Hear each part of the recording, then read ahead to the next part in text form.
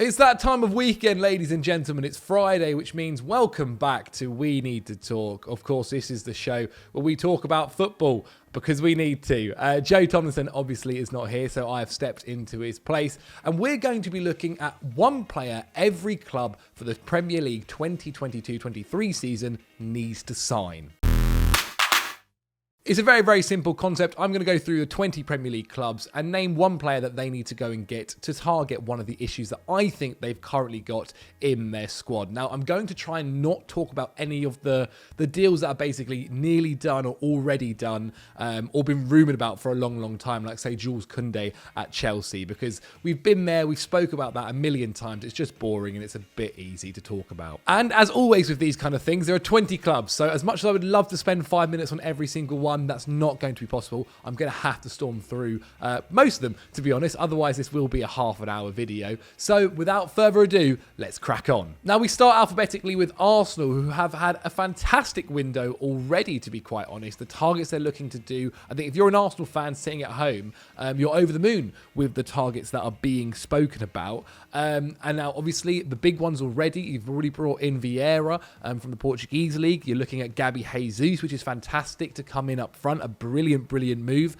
That is one that we've spoken about quite a lot, so I'm not going to focus on that one. Rafinha is another option that's been spoken about. I don't quite think that deal's going to happen. I think if he goes anywhere, it's going to be Barcelona, and also like the money for him, I think it's not quite worth it. But the one I want to focus on is the third rumour that came out this week about Lisandro Martinez, the Ajax defender, DM, left back as well, that Arsenal are looking to make a bid for. Supposedly, they're looking in the region of spending 30 million euros on him, which is around 25.8 million pounds. A really good deal if they can get that done. And overall, a fantastic deal. I mean, they are having to battle with Manchester United, who are also looking to possibly get the player. This would also really help Arsenal in several positions. Like, he can play DM fantastically well, and so he can be there for their midfield to play alongside Partey, or possibly in a 3 in midfield if needed with Vieira, depending on how Arteta wants to set up next season. He can also feature at left back. We know how Arsenal have struggled with Nuno Tavares last season. Obviously, Tierney's consistent injuries are becoming a bit of a plague now, and so he can fill in there when needed. And also, he can provide competition at the back. They've brought back Saliba. They've also got Gabriel. They've got Ben White. Having another one in Martinez to kind of be there in case worse comes to worse, there are bad injuries, and also provide competition is fantastic. He's only 24 years old, and all in all fits that Arsenal project that is being built at the moment, providing a young squad to Arteta, who is every single season doing better and better, and I think getting in Martinez would be a fantastic option. Moving on to Aston Villa now, they've already brought in 3 transfers already. They've made Coutinho a permanent, they've brought in Kamara on a free, which is a fantastic signing. Like, this is someone that Man United were going after, and they've also brought in Carlos as well at the back. Now, Gerrard himself has said that he would possibly like to get another midfielder in to try and beef up that midfield. However, with the Konsa long-term injury, I think they probably need to go and get another centre-back in. Obviously, Tyrone Mings is fine. Like, he's adequate, but he can be improved on. And I've gone for the Rangers link here, with obviously Gerrard being their former manager, and I've gone for Calvin Bassey, who supposedly Rangers are willing to sell for around £25 million, which is maybe a little bit steeper than you would have liked. But obviously, Gerrard has worked with him before. He was fantastic last season for Rangers. He was crucial in their campaign to the Europa League final as well. And all in all, I think that would really help improve that squad. Like, I think overall next season, Aston Villa, like, I probably over-predicted them last season, and this season I'm not going to say they're obviously going to go and reach Europa League football, but I do think they can kind of be battling for maybe 7th place this season. I'd like to think so, 7th, 8th place with the signings. Like, Kamara is such a good signing. If they can get another centre-back and possibly another midfielder, like, that's really, really good business. I am slightly worried I've over-predicted again there for Aston Villa. I don't know why I've got such a soft spot for them. But I don't know, top half of the table is what they're aiming for at least. Bournemouth now, and obviously these are the first of the 3 new boys back in the Premier League for the upcoming season. And to be quite honest, I'm going to keep it short and simple. It needs to be Nat Phillips. They need to make it a permanent move. Obviously, he was fantastic last season in helping them to get promoted back to the Premier League. He played over 1,500 minutes for them. And so getting someone in that already knows the system, knows what Scott Parker wants to do, and obviously has had previous success with Bournemouth literally last season is probably the best idea year, in my opinion. At Football Daily, I think we've all kind of always been decent fans of him. We've always thought he's a decent player. He can be, and probably is, Premier League ready and a Premier League standard. The only issue is Liverpool are supposedly thinking about keeping him next season. Klopp has said that he wants to see him in pre-season with the idea of keeping him with Liverpool for the upcoming campaign. Maybe that's just them trying to drive the price a little bit higher and whatnot, but that is a slight issue, but I think they need to get him in. Like, it's a bit easier than going out there and signing another unknown or someone that has been not featuring for Bournemouth. Like, that was the biggest thing. Like, he was successful at Bournemouth last season, so why not keep him? He's only 25, like, overall, pretty good deal. Brentford. Now, obviously, the big issue here is replacing Christian Eriksen. Ideally, you replace Christian Eriksen with Christian Eriksen. That would be the way I would go about this. I think that is a little bit of a cop-out, though, for this one player each club needs to sign. So I'm going to just say he doesn't end up at Brentford, even though that is the number one signing I would like them to make. Supposedly, Eriksen himself wants to stay in London, and so really it's either Brentford or Spurs.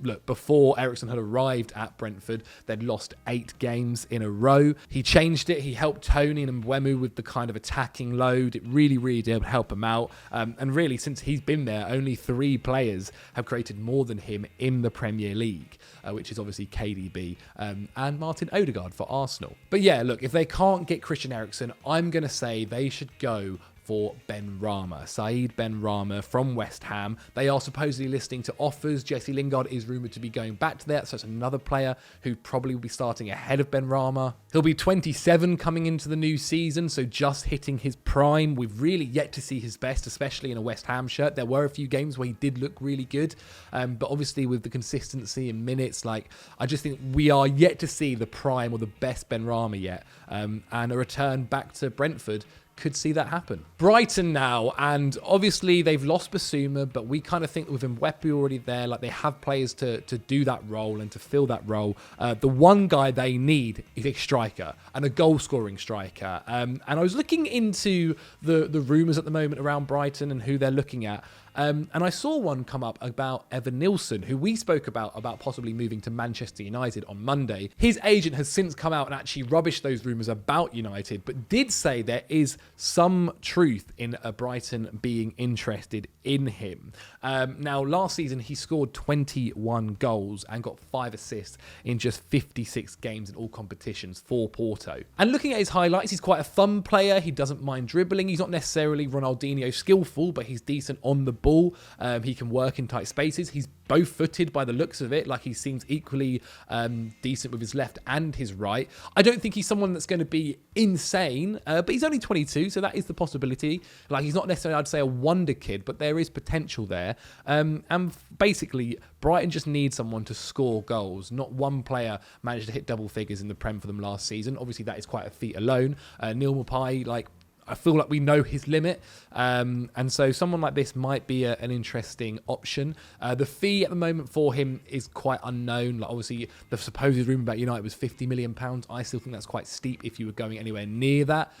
So we'll just have to wait and see. But Evan Nilsson to Brighton, that's the player they need to sign. To Chelsea now, and obviously with the news that Romelu Lukaku has left, Chelsea are going to be doing a lot of business and kind of all over the pitch, whether that is Declan Rice, whether that is a striker, whether that is a defender. But I'm not going to talk about Jules Koundé. We spoke about that a million times. We spoke about Raheem Sterling on Monday, which I personally is a transfer that I would quite like. But what I want to speak about is a rumour that came out last night on Thursday about Matthias de Ligt possibly coming to Stamford Bridge. Now, the 22-year-old currently has a release clause of £103 million in his Juventus contract, and that contract is set to expire in 2024. I mean, they've got 2 seasons left with him, and if they're going to make the most amount of money for him, it's going to be this season. Now, by no means has de Ligt set alight Juventus and Serie A. Like, I think he's fitted in decently well.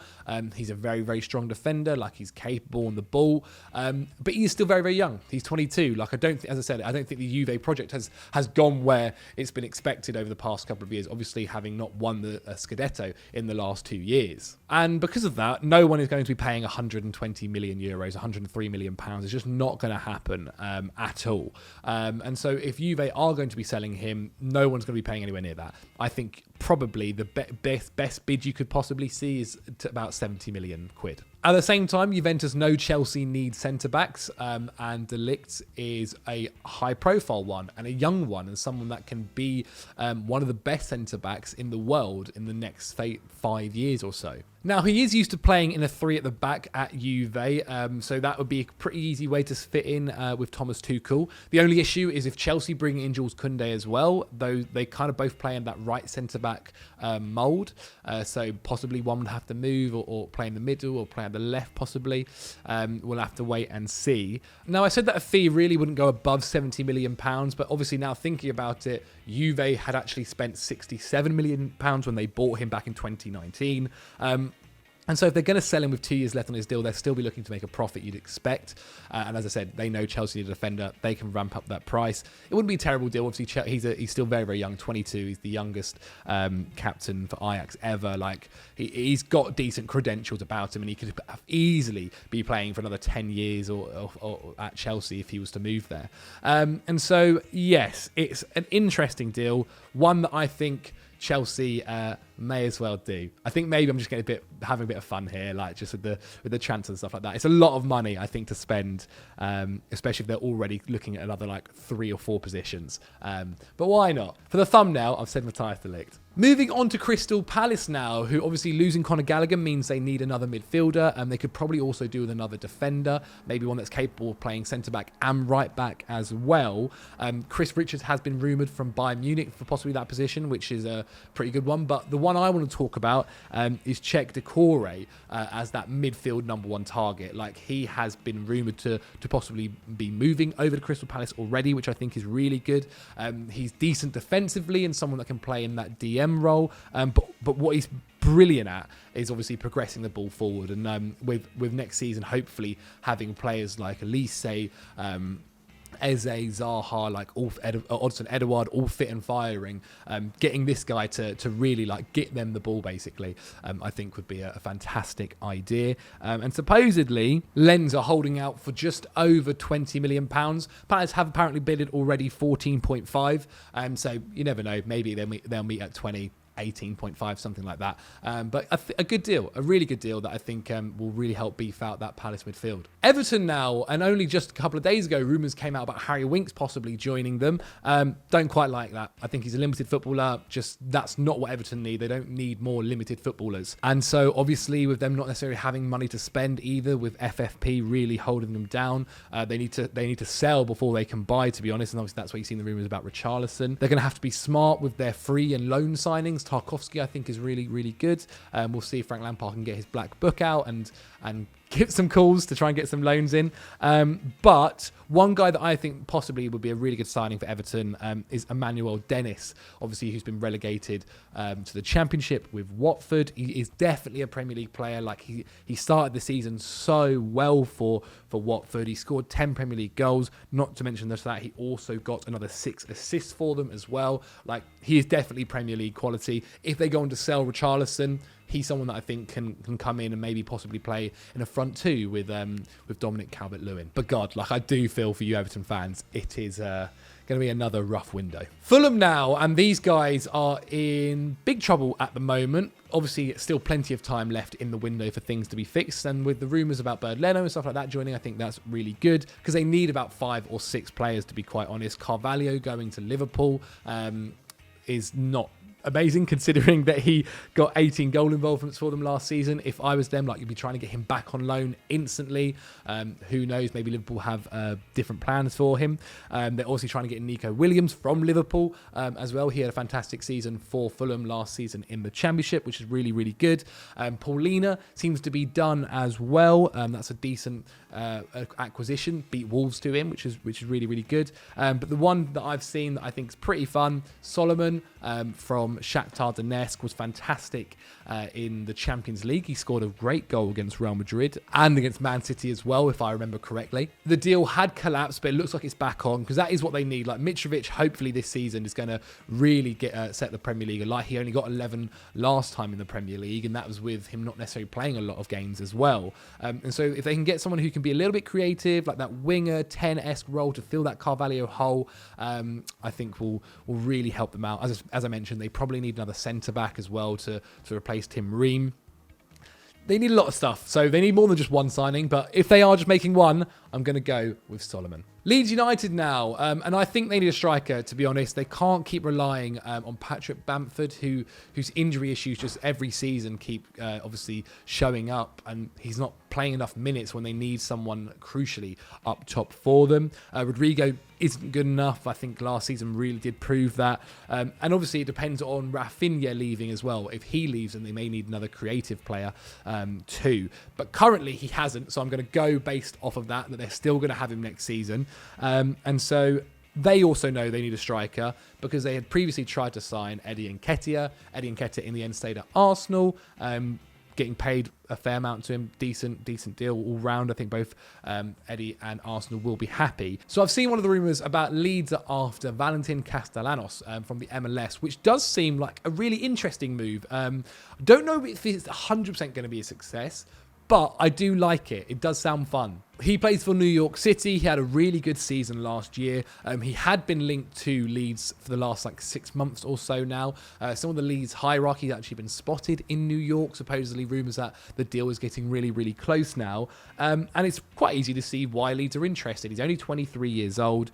He hit 22 goals in all competitions last season. Obviously leading his side to the MLS Cup as well. And to a lot of pundits who watch the MLS, they say he is ready for that next step for the jump up to a stronger league. And supposedly the fee is around 15 million quid, which I think is pretty decent and not necessarily the biggest risk in the world. Okay, I'm going to have to start speeding this up. Leicester City now. Now, they are supposedly wanting to get rid of 6 players who are Tielemans, Samare, Perez, Chowdhury, Mendy, Bertrand, Sionku and Vestergaard. Now, 4 of those 6 players I mentioned were midfielders. So obviously, they're going to have to get some midfielders in if they are going to get rid of them. Now, one of the guys that I've seen rumoured, I think, is a really, really interesting signing. He's dubbed the next Kevin De Bruyne. Now, this is a player called Charles de Ketelaere. I hope I pronounced that right. Obviously, he now plays for Club Bruges. There's been rumours from clubs all around Europe that are interested in him. AC Milan, the Serie A winners, are supposedly interested in the attacking midfielder. But Leicester City have been interested in him since January. Now, if they are to get rid of a bunch of midfielders, I think this is a guy who can also do a job as well further forward if they need him to play more of a forward role too, depending again if they get rid of Perez and so on and so forth. Supposedly, AC Milan have offered around 35 million euros for him, but apparently Leicester are willing to go above that.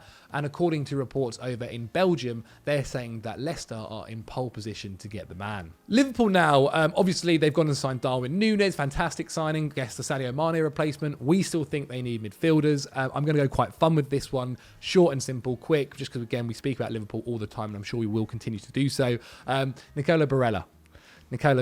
I think Liverpool fans will be over the moon if they sign Nicolo Barella. Whether he would leave Inter Milan is another question, especially considering he signed a brand new contract with Inter Milan just last year in November.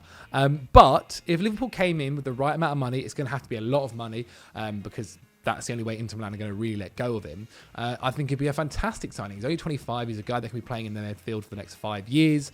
And overall, like when you watched him during the Euros last season, he was fantastic. When you've watched him in the Champions League, he was brilliant. And I think the idea, if you pitched to him of playing for Liverpool and playing under Jurgen Klopp, is all really, really interesting. And the idea of playing for the Premier League trophy every season and playing as far to get to the final of the Champions League would be something that I'm sure any player in the world would be willing to do. Manchester City, and again, yesterday rumours came out that they were supposedly interested in João Felix. Not a transfer they need. To be quite honest. But what they might want is Cucurella. Obviously, they've said they're interested in him. £50 million is apparently what's needed. Like another great season he had last season. He can easily fit into that Man City like left back position. He can also go a little bit further. He has done back in his previous seasons in La Liga. He can also play on the right. Again, not very often, but he can do that if they need to fill a position due to injury or whatever it might be. And overall, just an upgrade into that squad. It means you can then maybe think about selling Zinchenko if you wanted to, or keeping him or pushing him into midfield if you need him to play there, whatever it may be. I would prefer the move for Cucurella over someone like Phillips if I was a City fan, because at the moment I just don't think you need someone like Phillips. But also, yeah, again, As for João Felix, like I just don't think it's going to happen, and it's really not needed. Again, fun, but really not needed. Imagine a front three of Felix, Haaland, and Foden. What? Manchester United now, and Frankie de Jong. That's it. Frankie de Jong. Obviously, he'd be a fantastic signing. Like, United had the money to go and get him. I don't know why it's quite stalling so much at the moment now. Maybe obviously de Jong's stalling out on his side, Barcelona's stalling out on their side, whatever it might be. But in general, not just would it be a fantastic signing, but like it's a really good player to introduce the Ten Hag style of system he wants to play. Like another player who understands it, can perform it to a ridiculous level, and it finally brings back maybe an identity for United that we've not seen now for many years. With Erik ten Hag wanting to play this style of football, like you do need certain players to understand how to play it. And as great as certain players can be, they might just not get it. Like we've seen that happen before with managers that join clubs, and fantastic players normally have to leave just because it doesn't quite work out with that manager. But bringing in someone like Frankie de Jong, who definitely knows how to, and is obviously still really, really young and can play that for a long, long time, can really help bring that identity and style of football that United are looking to play. Newcastle United now, and again, they look like they're starting to get busy in the transfer market. Nick Pope looks like he's about to join. Good signing. Really good keeper, I think. Premier League standard. Newcastle's a perfect place for him to go to. Botman is also rumoured. Again, we've mentioned him a million times. Decent. Musa Diaby is one I want to talk about. A guy that I think can really help out with Newcastle's creativity. Obviously, a lot of it at the moment goes through Saint Maximin. Musa Diaby on that right wing can kind of offer similar creativity. Price tag is decently high with £50 million, and he is wanted by other clubs. But obviously, Newcastle have the money to kind of convince him to come up to Tyneside. And I think it is an interesting project if you're a player. It's a project where it's only going to get better and better season on season. He is still very young, Diaby, and so he can have a decent career there as well. But overall, just like it's a player that will help out the Newcastle squad creatively, just because it then isn't all relied upon, especially even last season, even when Eddie Howe towards the end of the season, it's so relied upon on Saint Maximin, and when he gets injured, like you do see a little bit of a drop off. So having someone else who can help with that load is really important. And then comparing that squad to what started the season is crazy. Even just Bruno Guimaraes, like he's ridiculous. Nottingham Forest now, and they look like they've sorted out the goalkeeper situation already. Henderson from Manchester United. Seems like he's coming in on loan after obviously their previous goalkeeper saying that he wants to leave the club, which seems like a decent loan. No obligation or option to buy. Decent overall for Henderson and for Forest, to be quite honest. And obviously Henderson just needs to start getting games again after last season. But the guy that I want to talk about is a striker who they look like they're about to bring in. They need to bring him in. So that's why this is the guy that I brought up. It's Taiwo Awoniyi. I hope I've pronounced that right. Again, I do apologise.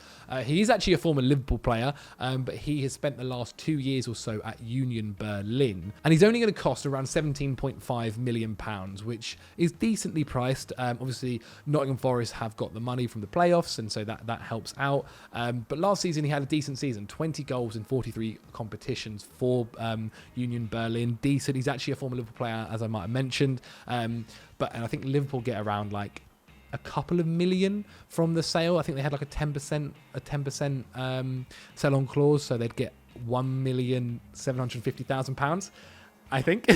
Anyway, decent forward. Be really interesting to see how he can cope with the Premier League. And it also allows Forest to kind of focus on the other positions now. Right, wing back's pretty key. They need a centre mid. They can't loan James Garner back in if they're getting Henderson in, unless they go and buy him on a permanent. They also needed a centre back. So there's a few positions there that they can now go and focus on. But overall, looking relatively positive for something that looked a little bit bleak a couple of weeks ago. All right, I really do need to start speeding up. We're moving to Southampton. This could be a few different positions that could be filled. But the guy I'm going to talk about is a striker, because obviously they're losing Brozier. He's going back to Chelsea. And so outside shout here, Alassane Plea. I know. A little bit weird, but his contract runs out at Mönchengladbach next season. He's only 29 years old. He can still get definitely a good few more years out of him. The issue with Southampton is they don't have the biggest budget, so it's difficult to try and attract other players. Again, Megan probably have to rely on a couple of loans as well. But Player is someone I think is still worth an interesting punt on. He's relatively cheap, I think. As I said, he's only got 1 year left on his contract. And also last season he got 18 goal contributions contributions in the Bundesliga. So I don't think that's anything to be laughed at, really. Like, he's someone that could help him out. Like, in the end, Brozier only got 6 Premier League goals for them. I say only, like, it did help them in the end, obviously. But player could be an interesting signing. It is tough. It is tough being a Southampton fan, I think, at the moment. There was even rumours that City were interested after James Ward-Prowse. And if he left the club, goodness gracious. Tottenham Hotspur, they need a centre-back. They need a right wing-back. Jed Spence is who I'm going to talk about. He's obviously been really, really rumoured to them. Whether it's exactly going to happen, I'm not too sure. Again, I did mention I wasn't going to talk about players that are basically done or we spoke about a lot. But Tottenham, Jed Spence, really, really simple. I think he's obviously relatively young, decently priced. Like, overall, it'd be a decent deal, I think, to get him in and would sort out that right wing-back position for the next couple of years, to be honest, because they have had quite a few errors, obviously, with Doherty coming in and now Emerson Royale. I think Jed Spence would be a pretty safe bet. West Ham, I think everyone in the world knows that they need a striker, not necessarily to replace Antonio, but to at least help him out with the workload, because he hasn't got the best injury record, and when he isn't playing, I think you do notice a bit of a drop-off sometimes, because other players are having to play out of position and so forth. And I think if you can't buy him, obviously the rumours have only come out recently, but Brozier, at least get him in on loan, depending on what happens. There are supposedly rumours, obviously, that West Ham are trying to buy him for £30 million. Apparently, Chelsea are looking more towards £60 million. I don't think anything like 60 is going to happen, but maybe they meet more towards, say, 40 million, which is a lot of money for someone who has only had one season in the Premier League and only got 6 goals throughout the season. But there is definitely a player in there. I think we all saw that when he was playing for Southampton, who was running the lines, doing a lot of work for them. And once Tino Livramento got injured, that did drop off for Southampton. But overall, a decent campaign for someone that was only 20 years old. And if you can get him in for £30 million, like, I think that is a pretty good buy. If you're going above 40, you're having to question it maybe a little bit more, but it is possibly worth the risk. This is someone who could have the capabilities of becoming a 18 season in the league goal scorer alone. Maybe I'm being a little bit too confident, but who knows? Brozier to West Ham, like at this point, they just need a striker to help out, and I think Brozier would definitely do that. Finally, last but not least, it's Wolves, and they need a centre-back. Saiss has left them now after a few years with them, and was definitely a decent Premier League quality centre-back. He's now gone off to Turkey, didn't sign a new deal, and if they continue to play 3 at the back, they really do need another defender in there. Firstly, I'd go and have a sniff around Levi Colwill, who had a fantastic campaign last season on loan at Huddersfield from Chelsea. He is definitely Premier League ready. He's left-footed, which actually probably Wolves don't need right now with the defenders that they've got. But he is really, really talented. And if they can get him on loan, great. If they can buy him, even better. But he's not the guy I'm actually going to pitch for this. What I'm going to say instead is Jason Denayer from Lyon. He's actually out of contract now, so he's not going to cost a single penny to any club. And he's only 26. Like, I think it's a really, really good signing. He's right-footed. He has played in a 3 at the back for Lyon. He's obviously come through at Man City as well. But overall, like, the one issue that he does have is his injury record is a bit patchy at best. He suffered a sprained ankle last season, but they are easier to come back from than things like a muscle injury, like a hamstring or whatever it might be. So I don't think it's necessarily too much to worry about. Overall, I think the risk is relatively free. The only issue they're going to have is obviously fighting against other teams for him. But Wolves, I think, is, again, an attractive prospect. I like Bruno Lage. I think he had a decent season last year. And so I think Denayer would be a good signing. So that was my one player each club needs to sign. What did you guys think at home? Let me know in the comments below. Do you think they should sign them players? Do you think they should get someone else? Let me know right down there. And I'll try and get back to you tomorrow. That's when the video goes live. Yeah, on Friday. Shooting off on Thursday. That's how time works. Goodness gracious. I hope you guys have enjoyed it. If you have, then make sure you smash the like button. Subscribe to Football Daily by clicking the button below. And of course, if you want to watch more Football Daily, then click on screen right now. And we'll see you next week.